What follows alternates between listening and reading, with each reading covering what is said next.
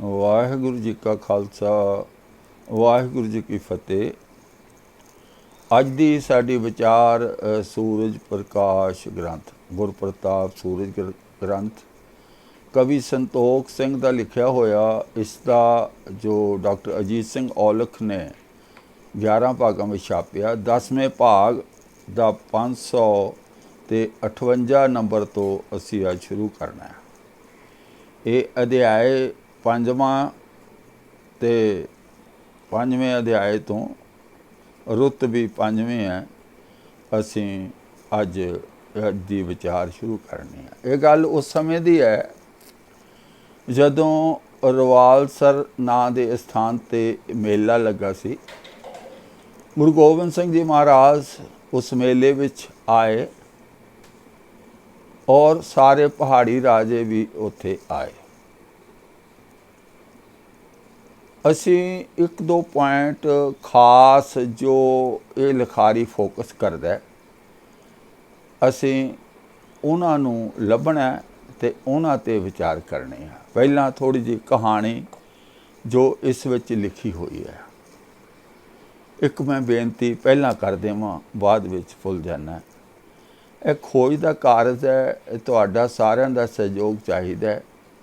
ਜੇ ਤੁਸੀਂ ਮੇਰੇ ਚੈਨਲ ਨਾਲ ਹਾਲੇ ਤੱਕ ਨਹੀਂ ਜੁੜੇ ਤਾਂ ਮੇਰੇ ਚੈਨਲ ਨੂੰ ਸਬਸਕ੍ਰਾਈਬ ਕਰੋ, ਵੀਡੀਓ ਨੂੰ ਸਾਂਝਾ ਕਰੋ ਅਤੇ ਪਸੰਦ ਕਰੋ ਔਰ ਫਿਰ ਇਹ ਖੋਜ ਭਰਪੂਰ ਜੋ ਵੀਡੀਓ ਹੈ ਇਸ ਨੂੰ ਸੁਣੋ। ਰਵਾਲਸਰ ਦੇ ਨਾਂ 'ਤੇ ਇਕੱਠ ਹੋਇਆ ਔਰ ਮੇਲਾ ਸੀ। ਮੇਲੇ ਵਿੱਚ ਸਾਰੇ ਪਹਾੜੀ ਰਾਜੇ ਆਏ ਸਨ। ਆਓ ਅਸੀਂ ਪੜ੍ਹਦੇ ਹਾਂ ਕਿ ਕਿਵੇਂ ਗੱਲਬਾਤ ਹੋਈ। ਕਰ ਕਰ ਨਮੋ ਜਨਾਏ ਸਨੇਹੋ, ਗਮਨੇ ਡੇਰਨ ਵਿਖੇ ਅਸ਼ੇਹੂ, ਪੁਨ ਸਗਰੇ ਰਾਜਨ ਕੀ ਰਾਣੀ, ਦਰਸ਼ਨ ਕੋ ਚਿਤ ਚਹਿਤ ਮਹਾਨੀ। ਨਮਸਕਾਰ ਕਰਕੇ ਪਿਆਰ ਜਤਾਉਂਦੇ ਸਨ। ਸਾਰੇ ਪਹਾੜੀ ਰਾਜੇ ਗੁਰੂ ਸਾਹਿਬ ਦੇ ਦਰਬਾਰ ਵਿੱਚ ਆਏ। ਉਹਨਾਂ ਨੇ ਨਮਸਕਾਰ ਕੀਤੀ ਔਰ ਆਪਣਾ ਬਹੁਤ ਪਿਆਰ ਸਤਿਗੁਰ ਨਾਲ ਜਤਾਇਆ। ਨਮਸਕਾਰ ਕਰਕੇ ਸਾਰੇ ਰਾਜੇ ਆਪਣੇ ਡੇਰਿਆਂ ਨੂੰ ਚਲੇ ਗਏ। ਫਿਰ ਸਾਰੇ ਰਾਜਿਆਂ ਦੀਆਂ ਰਾਣੀਆਂ ਗੁਰੂ ਜੀ ਦੇ ਦਰਸ਼ਨ ਕਰਨੇ ਚਾਹੁੰਦੀਆਂ ਸਨ। ਬੂਝ ਬੂਝ ਰਾਜਨ ਕੇ ਸੰਗਾ, ਆਈ ਦੇਖਨ ਤਰੇ ਅਮੰਗਾ, ਪ੍ਰਿਥਕ ਪ੍ਰਿਥਕ ਨਿਜ ਧਰੀ ਉਪਾਇਣ, ਪਰਸੇ ਆਨ ਕਮਲ ਸਮ ਪਾਇਣ। ਉਹ ਸਾਰੀਆਂ ਆਪਣੇ ਆਪਣੇ ਰਾਜਿਆਂ ਨੂੰ ਪੁੱਛ ਕੇ ਵੱਡੀ ਉਮੰਗ ਧਾਰ ਕੇ ਦਰਸ਼ਨ ਕਰਨ ਆਈਆਂ। ਵੱਖ ਵੱਖ ਹਰ ਇੱਕ ਨੇ ਆਪਣੇ ਉਪਹਾਰ ਗੁਰੂ ਜੀ ਅੱਗੇ ਰੱਖੇ ਅਤੇ ਗੁਰੂ ਜੀ ਦੇ ਚਰਨ ਕਮਲਾਂ ਨੂੰ ਪਰਸਿਆ। ਹੁਣ ਇੱਥੇ ਮੈਂ ਇੱਕ ਡੂੰਘਾ ਸਵਾਲ ਸੰਗਤਾਂ ਨੂੰ ਕਰਨਾ ਕਿ ਗੁਰੂ ਨਾਨਕ ਦੇ ਘਰ ਵਿੱਚ ਇਹ ਕਦੋਂ ਸ਼ੁਰੂ ਹੋਇਆ ਕਿ ਗੁਰੂ ਨੂੰ ਮਿਲਣ ਵਾਸਤੇ, ਦਰਸ਼ਨ ਕਰਨ ਵਾਸਤੇ ਕੋਈ ਆਵੇ ਪਰਿਵਾਰ। ਤਾਂ ਪਹਿਲਾਂ ਆਦਮੀ ਮਿਲਣਗੇ, ਬਾਅਦ ਵਿੱਚ ਔਰਤਾਂ ਮਿਲਣਗੀਆਂ। ਇਹ ਅੱਜ ਸਾਡੇ ਸਮਾਜ ਦੀ ਦੁਰਦਸ਼ਾ ਦਾ ਜੋ ਕਾਰਨ ਹੈ, ਇਹ ਗ੍ਰੰਥ ਦੇ ਵਿੱਚ ਬੀਜੇ ਹੋਏ ਜ਼ਹਿਰ ਰੂਪੀ ਰੁੱਖ ਕਰਕੇ ਹੈ। ਕਿਉਂਕਿ ਇਹ ਸਾਰੇ ਬਾਬੇ ਇਹ ਕਹਾਣੀਆਂ ਸੁਣਾਉਂਦੇ ਨੇ ਕਿ ਦੇਖੋ ਜੀ, ਇਹ ਗੁਰੂ ਦੇ ਟਾਈਮ ਤੋਂ ਰੀਤ ਚੱਲੀ ਆਉਂਦੀ ਹੈ ਕਿ ਜਿਸ ਮਹਾਂਪੁਰਖਾਂ ਦੇ ਕਿਸੇ ਨੇ ਮਹਾਂਪੁਰਸ਼ਾਂ ਦੇ ਦਰਸ਼ਨ ਕਰਨੇ ਹੋਣ ਤਾਂ ਪਹਿਲਾਂ ਆਦਮੀ ਦਰਸ਼ਨ ਕਰਦੇ ਨੇ।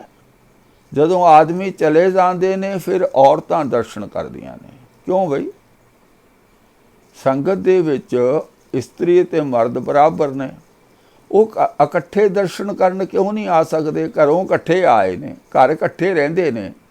ਪਰ ਇੱਥੇ ਲਿਖਾਰੀ ਦੀ ਕੁਟਲ ਚਾਲ, ਟੇਢੀ ਚਾਲ, ਤੁਸੀਂ ਅੱਗੇ ਜਦੋਂ ਕਹਾਣੀ ਸਾਰੀ ਸੁਣੋਗੇ ਨਾ, ਕਿਉਂਕਿ ਇਹ ਲਿਖਾਰੀ ਅਸ਼ਲੀਲਤਾ ਇਹਦੇ ਦਿਮਾਗ ਵਿੱਚ ਗੰਦਗੀ ਭਰੀ ਹੋਈ ਹੈ। वो गंदगी इसने सिख समाज विच पूरी तरह फैला दी है। और सादा मैदा भी, साड़ी सोच भी कुछ अजिही हो गई कि सानू वो गंदगी नहीं लगती, अमृत लगन लग गया। ਉਹਦਾ कारण अमृत लगन का की होया कि साडे जिन्ने भी ढोंगी भेखी प्रचारक ने ना, स्टेजां तो पोचवियां पग्गां बन के, गोल पग्गां बन के, चोले पा के आके अखां बंद करके लोकां नूं मूर्ख बनाउण दा काम करदे आ ना, वो इन्हां कहानियां नूं इवें ढंग नाल सुणाउंदे ने कि पुछो ना, किते बीबियां झूमण लग जांदियां, वीर मस्त हो जांदे ने, भुल जाते हैं कि गुरमत का गाड़ी राह का विधान की है कि भई इत्थे इस्त्री और पुरुष बराबर है। इत्थे कोई छुआछात नहीं भी अलग अलग उन्होंने दर्शन करना आना। एक कुटल नीति इत्थे बनाई कि जिमें कृष्ण महाराज लिए गोपियां आउंदियां सन, अजिहा कुछ वातावरण नूं सिरजण का काम ये लिखारी करता है। गोपियां आउंदियां सन कृष्ण दे कोल, रास लीला करदियां सन। किवें करदियां सन असीं सारे जाणदे, सानू उस ते कोई किंतु परंतु नहीं। जिन्हां दा वो धर्म है, जिन्हां दा इष्ट है, वो जिवें चंगा समझदे आ उसनूं मन सकदे आ। पर सिखां वास्ते गुरबाणी सब तो उत्तम है। गुरबाणी दे उल्ट कोई भी गल सिੱਖੀ विच प्रवान नहीं। सो इत्थे इस लिखारी ने कुटल नीति वरतदे होए पहलां राजियां दे दर्शन कराए, हुण राणियां नूं दर्शन कराए। पहली गल तां इह है कि इस दे जन्म तो कोई 1 सदी पहलां अगर कुछ होया तो इस नूं स्वाह पता फिर की होया, कित्थों लिया इन्हां, किहड़े ग्रंथ दा वेरवा, किसी ग्रंथ दा कोई वेरवा नहीं, बस गपौड़ छड्डणे आ। असल विच सिੱਖੀ नूं खत्म करना, गुरमत नूं तहस नहस करना इस लिखारी का फर्ज है। इस करके ये ऐसियां चालां चलदा है। आओ देखते हैं, राजे दर्शन करके चले गए तो हुण राणियां दर्शन करन आईयां। पूर्णमाची दे चंद वर्गे मुखड़े वाल सब राणियां ने अपने नैन चकोर वांग ला लै। गुरु जी का स्वरूप सूरज वांग लगदा सी, जिस नूं वेख के सारियां दे कमल नैन खिड़ गए। हुण गल इह है, राणियां गुरु गोबिंद सिंह नूं देखण किस नज़र ना आईयां सन? गुरु दे तौर ते, ज्ञानदाता दे तौर ते, जां एक सोहणे मनुख दे तौर ते। क्योंकि गुरु की वडियाई सोहणे मनुख के तौर पर नहीं है। सोहणे सन, बहुत अच्छी गल, बहुत सुंदर सन, पर इत्थे तां ज्ञान लैण आउणा। सोहणापन देखण तां जदों आपां लड़की लड़के का रिश्ता करते हैं उदों देखीदा भी लड़की सोहणी है कि नहीं, लड़का सोहਣਾ है कि नहीं, ना कि गुरु के दर्शन करन लई असीं देखना भी वो सोहਣਾ है कि नहीं, वो सोहਣਾ है कि नहीं। यह गल जिहड़ी है कलियां औरतां आईयां और फिर गुरु की वडियाई शुरू कवि ने कर दी है कि पूर्णमाची दे चंद वर्गे मुखड़े वाल सब राणियां ने अपने नैन चकोर वांग ला लै। गुरु जी का स्वरूप सूरज वांग लगदा सी, जिस नूं वेख के सारियां दे कमल नैन खिड़ गए। एक बार शरीर की सुध बुध भुल गई। लो जी, आईयां गुरु के दर्शन नूं, दर्शन मतलब ज्ञान लैना। शरीर के दर्शन, फिजिकल दर्शन मतलब जिमें सुध बुध कदों लड़की की औरत की भुलदी है, जदों लड़की औरत जो है मतलब उसके मन विच कोई वासना है, कोई गलत भावना है कि साडे सतगुरु इसलिए औरतां नूं अलग दर्शन दिंदे सन, वो जिहा कुछ नहीं करते सन। एक कुटल नीति इस लिखारी दी है कि इस दे दिमाग की गंदगी, इसने गंद खिलारना। आ सुनो, सुध बुध भुल गई।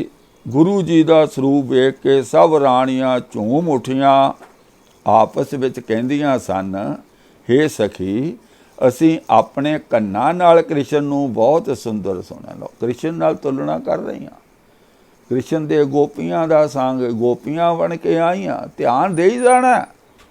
ਇਹ ਚਾਤੁਰ, ਇਹ ਸ਼ੈਤਾਨ, ਇਹ ਗੁਰੂ ਪੰਥ ਦਾ, ਗੁਰੂ ਘਰ ਦਾ ਦੋਖੀ ਲਿਖਾਰੀ ਕਿਹੋ ਜਿਹੀਆਂ ਹੋਛੀਆਂ ਗੱਲਾਂ ਕਰਦਾ। ਜਿਨ ਕੋ ਭਿਖ ਵਿਰਮੈ ਨਰ ਨਾਰੀ, बीच पुकारन बीच पुरातन कथा उचारी। सो दिन सम हवै गो कह नाहिन, काम कहाँ सम तन भात दाहिन। जिन्हां नूं वेख के इस्त्री पुरुष भरम जाणदे सन। कृष्ण जी की गल कर रहा। पुराणा विच इस दी कथा उचारी है। वो इन्हां वर्गा होवेगा कि नहीं, भाव इन्हां नूं एक शक हो गई ਜਾਂ ਇਹ ਆਪਣਾ ਮਨ ਦੀ ਭਾਵਨਾ ਪ੍ਰਗਟ ਕਰਦੀਆਂ ਨੇ ਕਿ ਕ੍ਰਿਸ਼ਨ ਇੰਨਾ ਸੋਹਣਾ ਤਾਂ ਨਹੀਂ ਹੋਣਾ। ਭਾਵ ਗੁਰੂ ਗੋਬਿੰਦ ਸਿੰਘ ਜੀ ਦੇ ਸਰੀਰ ਦੀ ਸੁੰਦਰਤਾ ਤੇ ਇਹ ਰਾਣੀਆਂ ਡੁੱਲ ਪਈਆਂ। ਅੰਦਰ ਇਹਨਾਂ ਦੇ ਹਲਚਲ ਮਚ ਗਈ। ਕਹਿੰਦੀਆਂ ਕ੍ਰਿਸ਼ਨ ਇੰਨਾ ਸੋਹਣਾ ਥੋੜੀ ਹੋਣਾ। ਭਾਵ ਗੁਰੂ ਗੋਬਿੰਦ ਸਿੰਘ ਜੀ ਬਹੁਤ ਸੋਹਣੇ ਸਨ। ਅੱਗੇ ਜਿਹੜੀ ਗੱਲ ਧਿਆਨ ਨਾਲ ਸੁਣੀ ਜਾਣੀ ਆ। ਜਿਨ੍ਹਾਂ ਨੂੰ ਵੇਖ ਕੇ ਇਸਤਰੀ ਪੁਰਸ਼ ਭਰਮ ਜਾਣਦੇ ਸਨ। ਪੁਰਾਣਾ ਵਿੱਚ ਇਸ ਦੀ ਕਥਾ ਉਚਾਰੀ ਹੈ। ਉਹ ਇਹਨਾਂ ਵਰਗਾ ਹੋਵੇਗਾ ਕਿ ਨਹੀਂ। ਕਾਮ ਨੇ ਕੀ ਇਹਨਾਂ ਦੇ ਬਰਾਬਰ। ਮੰਨ ਲਓ ਕਾਮ ਦੇਵਤਾ ਵੀ ਗੁਰੂ ਗੋਬਿੰਦ ਸਿੰਘ ਦੀ ਸੁੰਦਰਤਾ ਤੋਂ ਘੱਟ ਸੋਹਣਾ। ਉਸ ਦਾ ਸਰੀਰ ਤਾਂ ਸ਼ਿਵ ਜੀ ਦਾ ਸਾੜਿਆ ਹੋਇਆ ਹੈ। ਅਣਿਆਲੇ ਨੈਣ ਲਜਾ ਕੇ, ਅਣਿਆਲੇ ਨੈਣ ਲਜਾ ਦੇ ਜਹਾਜ਼ ਹਨ।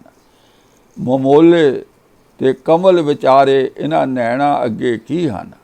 ਉਹ ਧਨ ਵਡਭਾਗਣ ਇਸਤਰੀ ਹੈ ਜਿਹੜੀ ਇਹਨਾਂ ਨਾਲ ਹੱਸ ਕੇ ਬੋਲਦੀ ਹੈ। ਇਸਤਰੀ ਦਾ ਕਾਮ ਵਾਸ਼ਨਾ ਦੀ ਗੱਲ, ਜਿਹੜੀ ਇਸਤਰੀ ਭਾਵ ਗੁਰੂ ਸਾਹਿਬ ਦੀ ਪਤਨੀ ਜਿਹੜੇ ਨਾਲ ਇਹ ਸੰਬੰਧ ਬਣਾਉਂਦੇ ਆ। ਮਤਲਬ ਕਿੱਡੀ ਡੂੰਘੀ ਟੇਢੀ ਚਾਲ ਇਹ ਲਿਖਾਰੀ ਕਰਿਆ। ਮੈਂ ਸਿਰਫ ਅਰਥ ਸੁਣਾ ਰਿਹਾ। ਹੱਸ ਕੇ ਬੋਲਦੀ ਹੈ। ਅਸੀਂ ਸਦਾ ਹੀ ਕੰਨਾਂ ਨਾਲ ਸੁਣਦੀਆਂ ਰਹੀਆਂ ਹਾਂ। ਗੁਰੂ ਜੀ ਵਰਗਾ ਕਿਸੇ ਦਾ ਸੁੰਦਰ ਸਰੂਪ ਨਹੀਂ ਹੈ। ਦਰਸ਼ਨ ਕਰਨ ਵਾਸਤੇ ਸਿੱਖਦੀਆਂ ਰਹੀਆਂ ਹਾਂ। ਬੜੇ ਵੱਡੇ ਭਾਗਾਂ ਨਾਲ ਅੱਜ ਦਰਸ਼ਨ ਹੋਏ ਹਨ। ਗੁਰੂ ਸਰੂਪ ਰੂਪੀ ਵੱਡੇ ਜਾਲ ਵਿੱਚ ਫਸੀਆਂ ਹਨ। ਜਾਲ ਵਿੱਚ ਕਿਹੜਾ ਜਾਲ? ਸੁਪਨ ਦੇਖ ਕੇ ਇੱਕ ਨੌਜਵਾਨ ਇਸਤਰੀ ਨੌਜਵਾਨ ਪੁਰਸ਼ ਦੇ ਖੂਬਸੂਰਤੀ ਨੂੰ ਦੇਖ ਕੇ ਉਹਦੇ ਜਾਲ ਵਿੱਚ ਫਸਣਾ। ਇਹ ਹੈ ਸੂਰਜ ਪ੍ਰਕਾਸ਼ ਗ੍ਰੰਥ, ਗੁਰਪ੍ਰਤਾਪ ਸੂਰਜ ਗ੍ਰੰਥ। ਇਹ ਕਵੀ ਸੰਤੋਖ ਸਿੰਘ ਦਾ ਜਿਹੜਾ ਮਹਾਨ ਇਤਿਹਾਸਕ ਸੋਮਾ, ਇਹ ਸਾਨੂੰ ਕਿੱਧਰ ਨੂੰ ਖਿੱਚ ਰਿਹਾ ਹੈ। ਵੱਡੇ ਜਾਲ ਵਿੱਚ ਫਸੀਆਂ ਹਨ। ਹਿਰਨੀ ਸਮਾਨ ਨਹੀਂ ਨਿਕਲੀਆਂ ਹਨ। ਇੱਕ ਟੱਕ ਵੇਖਦੀਆਂ ਅੱਖਾਂ ਵੀ ਨਹੀਂ ਚਮਕਦੀਆਂ ਹਨ ਤੇ ਕਹਿੰਦੀਆਂ ਹਨ, ਹੇ ਸਖੀ ਫਿਰ ਦਰਸ਼ਨ ਕਦੋਂ ਕਰਾਂਗੀਆਂ। ਮਤਲਬ ਪੂਰੀ ਕਾਮ ਦੇ ਵਿੱਚ ਉਤੇਜਿਤ ਹੋ ਕੇ ਇੱਕ ਟੱਕ ਦੇਖ ਰਹੀਆਂ ਹਨ। ਅੰਦਾਜ਼ਾ ਲਗਾ ਲਓ ਕੀ ਕਹਿਣਾ ਚਾਹੁੰਦਾ ਹੈ ਕਵੀ। ਬੇਵੱਸ ਹੋਈਆਂ ਕਾਫੀ ਦੇਰ ਤੱਕ ਬੈਠੀਆਂ ਰਹੀਆਂ। ਉਹਨਾਂ ਵਿੱਚ ਜਿਹੜੀਆਂ ਬਿਰਧ ਇਸਤਰੀਆਂ ਸਨ, ਉਹਨਾਂ ਨੇ ਸਭ ਰਾਣੀਆਂ ਦੇ ਮਨ ਦੀ ਗੱਲ ਜਾਣ ਲਈ। ਭਾਵ ਇਹਨਾਂ ਦੇ ਅੰਦਰ ਕਾਮ ਵਾਸ਼ਨਾ ਪ੍ਰਗਟ ਹੋਈ ਹੈ।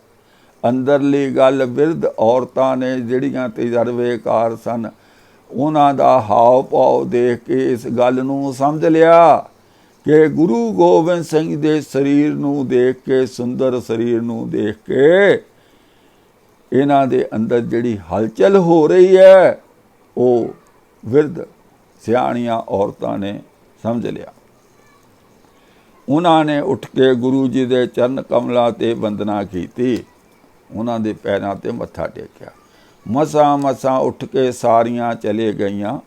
ਲਾਜ ਨਾਲ ਵੱਧੀਆਂ ਇਸਤਰੀਆਂ ਸੁਖ ਦੇ के समूह गुणां नूं कहंदियां गईयां तां जिवें ਉਹ ਆਪਣੇ ਮਨ ਨੂੰ ਹਾਰ ਕੇ ਚਲੇ ਗਈਆਂ ਹੋਣ। ਆਪਣੇ ਮਨ ਨੂੰ ਹਾਰ ਕੇ ਚਲੇ ਗਈਆਂ, ਬੇਬਸ ਸਨ, ਕਿਉਂਕਿ ਰਾਜਿਆਂ ਨਾਲ ਵਿਆਹੀਆਂ ਹੋਈਆਂ ਸਨ। ਉਹਨਾਂ ਦਾ ਵਸ ਨਹੀਂ ਚੱਲਦਾ ਸੀ ਜੇ ਕਿਤੇ ਉਹਨਾਂ ਨੂੰ ਮੌਕਾ ਮਿਲਦਾ। ਮਤਲਬ ਆ ਦੇਖੋ ਕਿੱਥੇ ਲਿਆ ਕੇ ਗੱਲ ਨੂੰ ਸੁੱਟਦਾ। ਮਸਾਂ ਮਸਾਂ ਉੱਠ ਕੇ ਸਾਰੀਆਂ ਚਲੇ ਗਈਆਂ, ਲਾਜ ਨਾਲ ਵਧੀਆਂ ਇਸਤਰੀਆਂ ਸੁਖ 'ਚ ਕਿ ਸਮੂਹ ਗੁਣਾਂ ਨੂੰ ਕਹਿੰਦੀਆਂ ਗਈਆਂ ਤਾਂ ਕਿਵੇਂ ਉਹ ਆਪਣੇ ਮਨ ਨੂੰ ਹਾਰ ਕੇ ਚਲੇ ਗਈਆਂ ਹੋਣ। ਪਹਾੜੀ ਰਾਜੇ ਚੰਬੇ ਦੀ ਰਾਜਕੁਮਾਰੀ ਵਿਆਹੀ ਨਹੀਂ ਸੀ। ਹੁਣ ਇੱਕ ਹੋਰ ਨਵੀਂ ਕਹਾਣੀ, ਕਿਉਂਕਿ ਇਸ ਲਿਖਾਰੀ ਦੇ ਮਨ ਵਿੱਚ ਬਹੁਤ ਕੂੜਾ ਕਰਕਟ ਹੈ। ਮੁਸਲਮਾਨਾਂ ਨੂੰ ਬੇਹੱਦ ਨਫ਼ਰਤ ਕਰਦਾ, ਬੇਹੱਦ ਨਫ਼ਰਤ ਕਰਦਾ। ਇੱਕ ਗੁਰਮਤ ਸਿੱਖ ਧਰਮ ਜਿਹੜਾ ਇੱਕ ਸ਼ਕਤੀ ਦੀ ਗੱਲ ਕਰਦਾ, ਜਿਹੜਾ ਸਭ ਮੈਂ ਜੋਤ ਜੋਤ ਹੈ ਸੋਏ, ਤਿਸ ਕੈ ਚਾਨਣ ਸਭ ਮੈਂ ਚਾਨਣ ਹੋਏ। ਅव्वल अल्लाह नूर पाया कुदरत के सब बंदे, एक नूर ते सब जग उपजिया कौन भले को मंदे। ਜਿਹੜਾ ਅਜਿਹੀਆਂ ਗੱਲਾਂ, ਅਜਿਹਾ ਗਿਆਨ ਬਖਸ਼ਿਸ਼ ਕਰਦਾ। ਉਸ ਧਰਮ ਦੇ ਵਿੱਚ ਤੁਸੀਂ ਦੇਖਣਾ ਅੱਗੇ ਇੱਕ ਕਵੀ ਆਪਣੀ ਢੀਠ ਤਾਈ, ਆਪਣਾ ਜ਼ਹਿਰੀਲਾ ਡੰਗ ਕਿਵੇਂ ਮਾਰਦਾ, ਇਹ ਤੁਸੀਂ ਅੱਗੇ ਦੇਖੀ ਜਾਓ। ਇਸ ਨੂੰ ਕਹਿੰਦੇ ਸਾਡਾ ਇਤਿਹਾਸ ਹੈ। ਪਹਾੜੀ ਰਾਜੇ ਚੰਬੇ ਦੀ ਰਾਜਕੁਮਾਰੀ ਵਿਆਹੀ ਨਹੀਂ ਸੀ, ਉਹ ਹਾਲੇ ਕੁਵਾਰੀ ਸੀ। ਉਹ ਚਿੱਤਰ ਦੇ ਸਰੂਪ ਵਰਗੀ ਸੀ, ਨੈਣ ਕਮਲ ਵਰਗੇ ਸਨ ਤੇ ਅਨੂਪਮ ਗੁਣਾਂ ਵਾਲੀ ਕਵਿਤਾ ਲਿਖਦੀ ਸੀ। ਸੁਣਦੀ ਹੁੰਦੀ ਸੀ ਕਿ ਗੁਰੂ ਜੀ ਬਾਣੀ ਲਿਖਦੇ ਹਨ, ਛੰਦ ਸਵਈਏ ਆਦਿ ਮਹਾਨ ਲਿਖਦੇ ਹਨ। ਪੜ੍ਹ ਪੜ੍ਹ ਕੇ ਹਿਰਦੇ ਵਿੱਚ ਬਹੁਤ ਪ੍ਰਸੰਨ ਹੁੰਦੀ ਸੀ। ਸ਼ਿੰਗਾਰ ਰਸ ਜਿਸ ਵਿੱਚ ਬਹੁਤ ਵੇਖਦੀ ਸੀ। ਮਨ ਵਿੱਚ ਇਸ ਪ੍ਰਕਾਰ ਸੋਚਦੀ ਰਹੀ, ਗੁਰੂ ਜੀ ਨੇ ਬਹੁਤ ਰਸੀਲੀ ਬਾਣੀ ਕਹੀ ਹੈ ਜੋ ਨਵੀਨ ਅਤੇ ਬਰੀਕ ਹੈ ਤੇ ਬਹੁਤ ਰਸਾਂ ਵਿੱਚ ਰਚੀ ਹੈ, ਜਿਸ ਵਿੱਚ ਰੌਦਰ ਅਤੇ ਸ਼ਿੰਗਾਰ ਰਸ ਮਾਨੋ ਪ੍ਰਤੱਖ ਰੂਪ ਵਿੱਚ ਪ੍ਰਗਟ ਹੋਏ ਹਨ। ਇਹ ਗੱਲ ਕਰ ਰਹੇ ਆ ਜਿਹੜੇ ਚਰਿਤ੍ਰੋਪਖਿਆਨ, ਇਹ ਗੱਲ ਕਰ ਰਹੇ ਵਿਚਿੱਤਰ ਨਾਟਕ ਦੀ, ਕਿਉਂਕਿ ਇਹਨਾਂ ਦੇ ਦਿਮਾਗ ਵਿੱਚ ਕੀੜਾ ਵਿਚਿੱਤਰ ਨਾਟਕ ਦਾ ਸਾਰਿਆਂ ਦੇ ਵੜਿਆ ਹੋਇਆ। ਸਾਰੀ ਫਸਾਦ ਦੀ ਜੜ ਉੱਥੋਂ ਹੀ ਸ਼ੁਰੂ ਕਰਦੇ ਆ। ਸਾਰੇ ਗ੍ਰੰਥ ਉਸ ਨੂੰ ਸਹੀ ਸਿੱਧ ਕਰਨ ਨੂੰ ਗਾਹਾਂ ਤੋਂ ਗਾਹਾਂ ਲਿਖੇ ਹਨ। ਬਹੁਤ ਪ੍ਰੇਮ ਨਾਲ ਗੁਰੂ ਜੀ ਦੀ ਬਾਣੀ ਨੂੰ ਪੜ੍ਹਿਆ, ਫਿਰ ਦਰਸ਼ਨ ਕਰਨ ਦੀ ਇੱਛਾ ਵਧੀ। ਪਿਤਾ ਜੀ ਪਾਸੋਂ ਪੁੱਛ ਕੇ ਉਸਨੇ ਚਿੱਠੀ ਲਿਖੀ। ਉਸ ਪੱਤਰ ਵਿੱਚ ਆਪਣੀ ਅਧੀਨਤਾ ਬਹੁਤ ਪ੍ਰਕਾਰ ਕਹੀ। ਸ਼੍ਰੀ ਸਤਿਗੁਰੂ ਜੀ ਦੀ ਬਹੁਤ ਵਡਿਆਈ ਕੀਤੀ ਤੇ ਲਿਖ ਕੇ ਦਾਸੀ ਦੇ ਰਾਹੀਂ ਭੇਜੀ। ਦਾਸੀ ਨੇ ਆ ਕੇ ਸਾਰੀ ਗਾਥਾ ਕਹਿ ਕੇ ਚਿੱਠੀ ਦਿੱਤੀ। ਗੁਰੂ ਜੀ ਨੇ ਉਸੇ ਵੇਲੇ ਖੋਲ੍ਹ ਕੇ ਵੇਖੀ। ਲਓ ਜੀ, ਇੱਕ ਨੌਜਵਾਨ ਲੜਕੀ ਜੋ ਇੱਕ ਪਹਾੜੀ ਰਾਜ ਦੀ ਲੜਕੀ ਸੀ, ਉਹ ਚਿੱਠੀ ਲਿਖਦੀ ਹੈ ਗੁਰੂ ਗੋਬਿੰਦ ਸਿੰਘ ਜੀ ਨੂੰ। ਮਤਲਬ ਇਹ ਕਵੀ ਨੂੰ ਕੋਈ ਪੁੱਛੇ ਵੀ ਸਮੇਂ ਦੇ ਸਮਕਾਲੀ ਇਤਿਹਾਸਕਾਰ ਦਾ ਕਿ ਵਰਣਨ ਕਰ, ਤੂੰ 100 ਸਾਲ ਬਾਅਦ ਤੈਨੂੰ ਕਿੱਥੋਂ ਸੁਪਨਾ ਆ ਗਿਆ ਵੀ ਆਹ ਚਿੱਠੀ ਪੱਤਰ ਵੀ ਰਾਜਾ ਚੰਬੇ ਦੇ ਰਾਜੇ ਦੀ ਲੜਕੀ ਦੇ ਨਾਲ ਗੁਰੂ ਗੋਬਿੰਦ ਸਿੰਘ ਜੀ ਦਾ ਹੋਇਆ ਸੀ। ਕਿੱਥੋਂ ਲਿਖਿਆ ਤੈਂ? ਤੂੰ ਤਾਂ ਉਦੋਂ ਹੈ ਨਹੀਂ ਸੀ।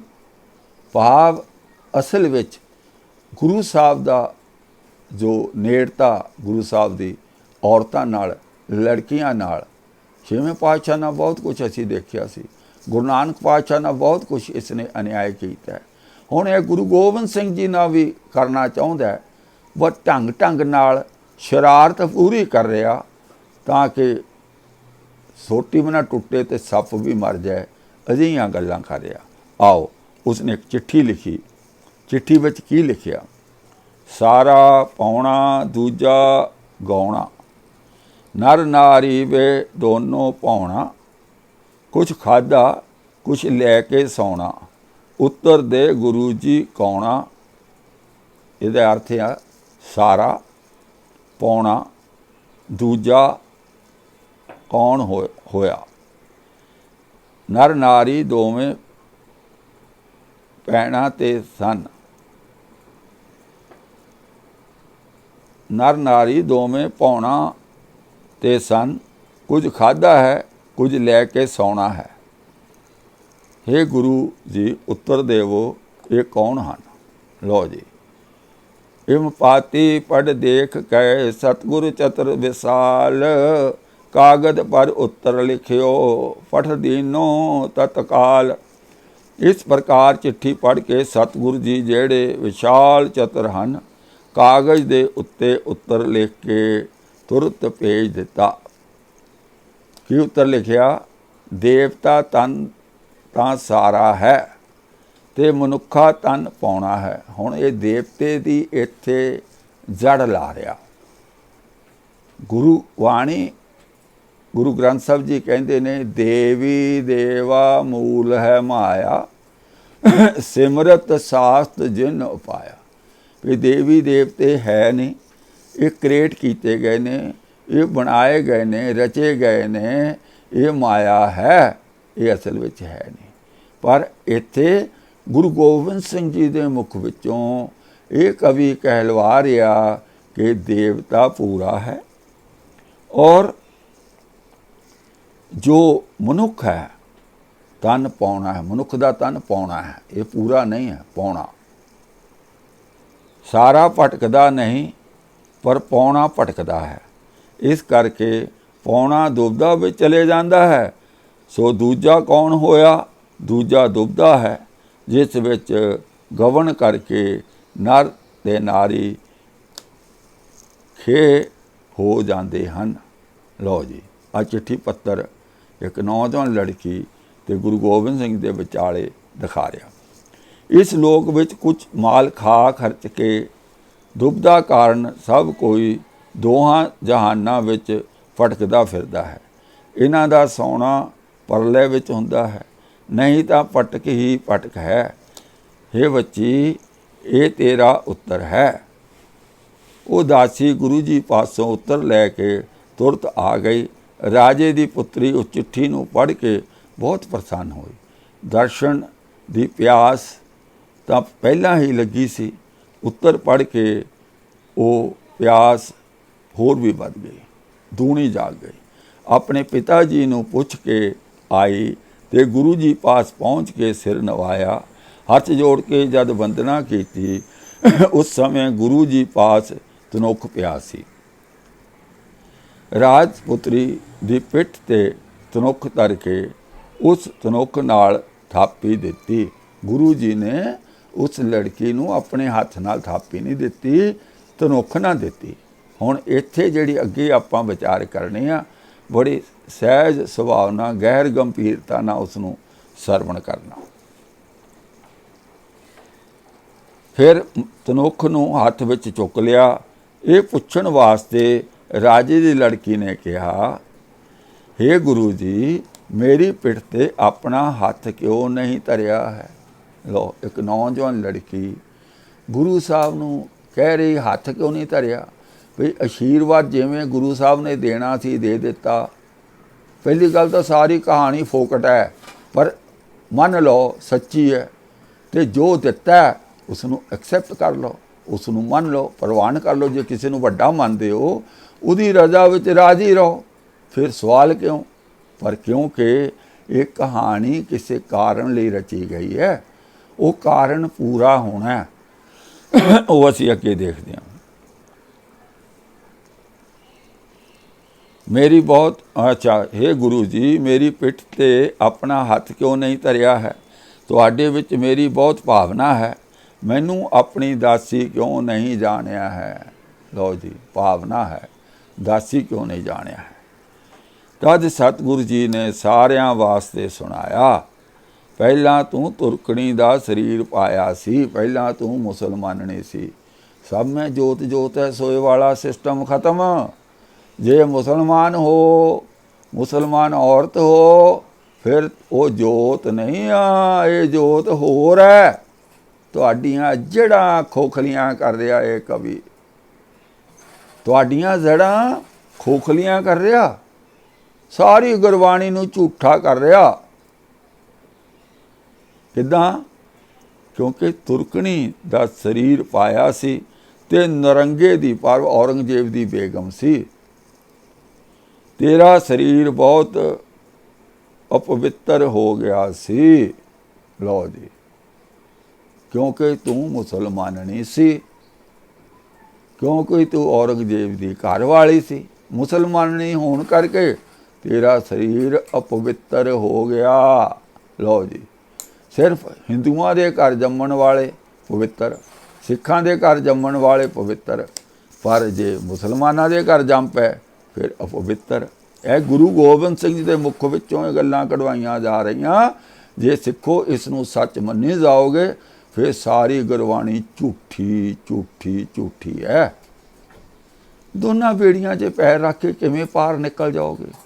ਗੁਰੂ ਗ੍ਰੰਥ ਸਾਹਿਬ ਨੂੰ ਮੱਥਾ ਟੇਕੀ ਜਾਂਦੇ ਹੋ, ਫਿਰ ਆ ਕਹਾਣੀਆਂ ਵੀ ਸੁਣੀ ਜਾਂਦੇ ਹੋ। ਉਹ ਤਾਂ ਕਹਾਣੀ ਕਹਿ ਰਹੇ ਕਿ ਤੁਰਕਣੀ ਕਰਕੇ ਉਹਦਾ ਸਰੀਰ ਅਪਵਿੱਤਰ ਹੋ ਗਿਆ। ਅੱਗੇ ਸੁਣੋ। ਜਮਨਾ ਨਦੀ ਦਾ ਇੱਕ ਘਾਟ ਜੋ ਮਥੁਰਾ ਵਿੱਚ ਹੈ, ਜਿੱਥੇ ਕ੍ਰਿਸ਼ਨ ਜੀ ਕੰਸ ਮਾਰ ਕੇ ਟਿਕੇ ਸਨ, ਉੱਥੇ ਤਿਉਹਾਰ ਵਾਲੇ ਦਿਨ ਤੂੰ ਇਸ਼ਨਾਨ ਕੀਤਾ। ਹੁਣ ਦੱਸੋ ਕਿਹੜੀ ਮੁਸਲਮਾਨ ਔਰਤ ਹੈ ਕਿ ਹਿੰਦੂਆਂ ਦਾ ਤਿਉਹਾਰ ਹੋਵੇ ਔਰ ਉਹ ਜਮਨਾ 'ਚ ਇਸ਼ਨਾਨ ਕਰਨ ਜਾਵੇ? ਕਮਾਲ ਦੀਆਂ ਗੱਲਾਂ, ਕਿੱਧਰਾਂ ਕੜੀਆਂ ਜੋੜੀ ਜਾਂਦਾ। ਇਸ਼ਨਾਨ ਕੀਤਾ ਸੀ, ਉਹ ਸਰੀਰ ਛੱਡ ਕੇ ਫਿਰ ਤੂੰ ਹਿੰਦੂ ਸਰੀਰ ਪਾਇਆ। ਤਿਉਹਾਰ ਵਾਲੇ ਦਿਨ ਇਸ਼ਨਾਨ ਕਰਨ ਦਾ ਇਹ ਫਲ ਪਾਇਆ ਹੈ। ਭਾਵ ਤੂੰ ਉਸ ਦਿਨ ਇਸ਼ਨਾਨ ਕੀਤਾ ਜਮਨਾ 'ਚ। ਜਮਨਾ 'ਚ ਤਿਉਹਾਰ ਵਾਲੇ ਦਿਨ ਇਸ਼ਨਾਨ ਕਰਨ ਨਾਲ ਅਪਵਿੱਤਰਤਾ ਤੋਂ ਪਵਿੱਤਰਤਾ ਵਾਲੇ ਧਰਮ ਵਿੱਚ ਤੁਹਾਡਾ ਜਨਮ ਹੋ ਜੂ। ਉਹ ਹਿੰਦੂ ਧਰਮ ਵਿੱਚ ਉਸ ਦਾ ਲੜਕੀ ਦਾ ਜਨਮ ਹੋਇਆ। ਹੁਣ ਤੱਕ ਤੈਨੂੰ ਸੋਝੀ ਨਹੀਂ ਹੋਈ ਹੈ। ਤੂੰ ਤੁਰਕਣੀ ਸੀ, ਅਸੀਂ ਤੈਨੂੰ ਉਹੀ ਤੁਰਕਣੀ ਸਮਝਿਆ ਹੈ, ਇਸ ਕਰਕੇ ਅਸੀਂ ਤੈਨੂੰ ਹੱਥ ਨਹੀਂ ਲਾਇਆ। ਭਾਵ ਜੇ ਹਿੰਦੂ ਲੜਕੀ ਹੁੰਦੀ ਤਾਂ ਗੁਰੂ ਸਾਹਿਬ ਨੇ ਹੱਥ ਨਾਲ ਆਸ਼ੀਰਵਾਦ ਦੇਣਾ ਸੀ।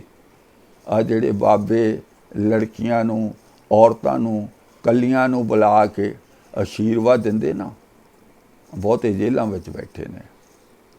ਇਹ ਜਿਹੜਾ ਜੜ੍ਹਾਂ ਲਾਈਆਂ ਇਹ ਸੰਤੋਖ ਸਿੰਘ ਨੇ, ਗੁਰੂ ਦੇ ਕੋਲ ਕੱਲੀ ਨੌਜਵਾਨ ਲੜਕੀ ਨੂੰ ਭੇਜਣਾ ਠੀਕ ਹੈ? ਕੀ ਗੱਲ ਬਈ, ਕੀ ਪ੍ਰੋਬਲਮ ਹੈ? ਪਰ ਕਿਉਂਕਿ ਇਹਦੇ ਅੰਦਰ ਜ਼ਹਿਰ ਹੈ, ਨਫ਼ਰਤ ਹੈ ਸਿੱਖੀ ਨਾਲ, ਔਰ ਸਿੱਖੀ ਨੂੰ ਇੱਦਾਂ ਜੜ੍ਹਾਂ ਵੱਢਣੀਆਂ ਪਤਾ ਵੀ ਨਾ ਲੱਗੇ ਕਦੋਂ ਚੂਹੇ ਵਾਂਗੂ ਕੁਤਰ ਕੇ ਚਲਾ ਗਿਆ। ਹੁਣ ਤੱਕ ਤੈਨੂੰ ਸੋਝੀ ਨਹੀਂ ਹੋਈ ਹੈ। ਤੂੰ ਤੁਰਕਣੀ ਸੀ, ਅਸੀਂ ਤੈਨੂੰ ਉਹੀ ਤੁਰਕਣੀ ਸਮਝਿਆ ਹੈ, ਇਸ ਕਰਕੇ ਅਸੀਂ ਤੈਨੂੰ ਹੱਥ ਨਹੀਂ ਲਾਇਆ ਹੈ, ਅਸੀਂ ਆਪਣਾ ਤਨੁੱਖ ਤੈਨੂੰ ਲਾਇਆ ਹੈ। ਅੱਗੇ ਸੁਣੋ। ਸਾਡੇ ਵਿੱਚ ਜਿਹੜਾ ਭਾਵਨਾ ਧਾਰਨ ਕਰਦਾ ਹੈ ਉਸ ਨੂੰ ਕੀ ਫਲ ਮਿਲਦਾ ਹੈ, ਇਸ ਬਾਰੇ ਸੁਣੋ।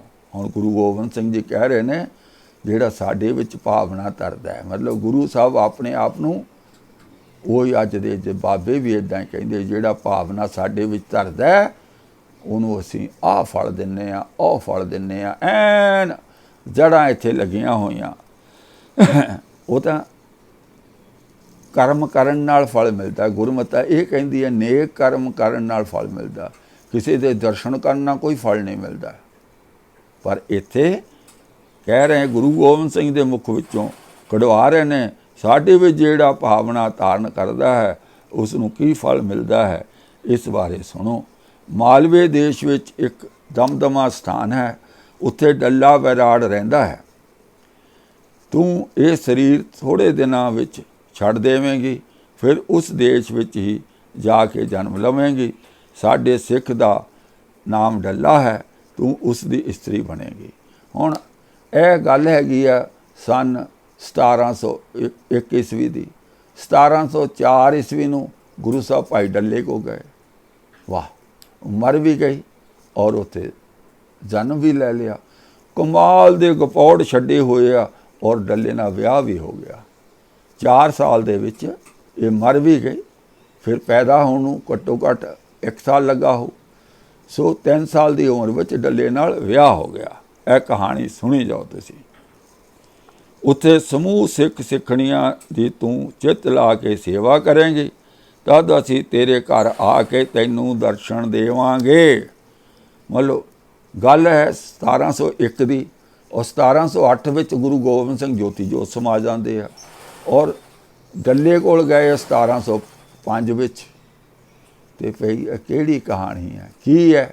ਪਰ ਕਿਉਂਕਿ ਸਾਡੇ ਦਿਮਾਗ ਖੋਖਲੇ ਕਰ ਦਿੱਤੇ ਹੈ ਇਹਨਾਂ ਸ਼ੈਤਾਨ ਪ੍ਰਚਾਰਕਾਂ ਨੇ, ਮਿੱਠੀਆਂ ਮਿੱਠੀਆਂ ਪੋਲੀਆਂ ਪੋਲੀਆਂ ਗੱਲਾਂ ਕਰਕੇ ਔਰ ਇਹੋ ਜਿਹੀਆਂ ਕਹਾਣੀਆਂ ਸੁਣਾ ਕੇ ਸਾਡੇ ਦਿਮਾਗਾਂ ਨੂੰ ਕਰ ਦਿੱਤਾ ਖਾਲੀ।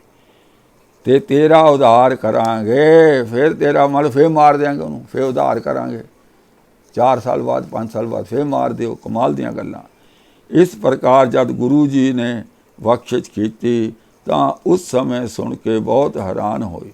ਵਾਰ-ਵਾਰ ਵੰਦਨਾ ਕਰਦੀ ਸੀ ਤੇ ਤਿੰਨਾਂ ਲੋਕਾਂ ਦਾ ਮਾਲਕ ਜਾਣ ਕੇ ਸ਼ਰਧਾ ਧਾਰਨ ਕਰਦੀ ਸੀ। ਕਾਫੀ ਸਮੇਂ ਤੱਕ ਦਰਸ਼ਨ ਪਾ ਕੇ ਗੁਰੂ ਜੀ ਨੂੰ ਆਪਣੇ ਹਿਰਦੇ ਵਿੱਚ ਵਸਾ ਕੇ ਚਲੀ ਗਈ। ਵਰਤ ਨੇਮ ਸੰਜਮ ਵਿੱਚ ਰਹੀ ਤੇ ਆਪਣਾ ਵਿਆਹ ਨਾ ਕਰਵਾਇਆ। ਗੁਰੂ ਜੀ ਨੂੰ ਯਾਦ ਕਰਦੀ ਕੁਝ ਦਿਨਾਂ ਵਿੱਚ ਸਰੀਰ ਨੂੰ ਛੱਡ ਕੇ ਤੁਰ ਗਈ। ਫਿਰ ਮਾਲਵੇ ਦੇਸ਼ ਵਿੱਚ ਜਾ ਕੇ ਜਨਮ ਲਿਆ ਤੇ ਡੱਲੇ ਨਾਲ ਵਿਆਹ ਕਰਵਾਇਆ।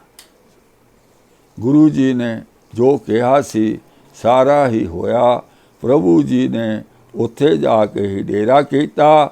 ਪਹਾੜਾਂ ਦੇ ਵਾਸੀ ਜਿਹੜੇ ਇਸਤਰੀ ਪੁਰਸ਼ ਸਨ ਉਹ ਭਾਵਨਾ ਧਰ ਕੇ ਦਰਸ਼ਨ ਕਰਦੇ ਸਨ। ਇਹ ਅਧਿਆਏ ਇੱਥੇ ਸਮਾਪਤ ਹੁੰਦਾ ਹੈ। ਇਸ ਕਹਾਣੀ ਵਿੱਚੋਂ ਜਿਹੜੀਆਂ ਮੁੱਖ ਗੱਲਾਂ ਸਾਨੂੰ ਮਿਲਦੀਆਂ ਉਹ ਇਹ ਹੈ ਕਿ ਗੁਰੂ ਗੋਬਿੰਦ ਸਿੰਘ ਔਰਤਾਂ ਨੂੰ ਅਲੱਗ ਮਿਲਿਆ ਕਰਦੇ ਸਨ ਔਰ ਪੁਰਸ਼ਾਂ ਨੂੰ ਅਲੱਗ ਮਿਲਿਆ ਕਰਦੇ ਸਨ। ਫਿਰ ਇੰਨੇ ਸੋਹਣੇ ਸਨ, ਔਰਤਾਂ ਉਹਨੂੰ ਦੇਖ ਕੇ ਕਾਮ ਭਾਵਨਾ ਵਿੱਚ ਆ ਜਾਂਦੀਆਂ ਸਨ, ਸੁੱਧ ਬੁੱਧ ਖੋ ਬੈਠਦੀਆਂ ਸਨ। ਕਿਉਂ ਬਈ?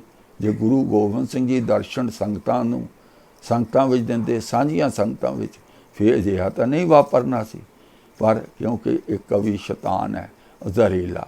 ਔਰ ਹੋਰ ਜਿਹੜੀ ਮੁੱਖ ਗੱਲ ਇੱਥੇ ਖਾਸ ਪ੍ਰਗਟ ਕੀਤੀ ਇਸ ਕਵੀ ਨੇ ਉਹ ਇਹ ਹੈ ਕਿ ਗੁਰੂ ਨਾਨਕ ਵਾਲਾ ਉਹ ਵਿਧਾਨ, ਸਭ ਮੈਂ ਜੋਤ ਜੋਤ ਹੈ ਸੋਏ, ਤਿਸ ਕੈ ਚਾਨਣ ਸਭ ਮੈਂ ਚਾਨਣ ਹੋਏ।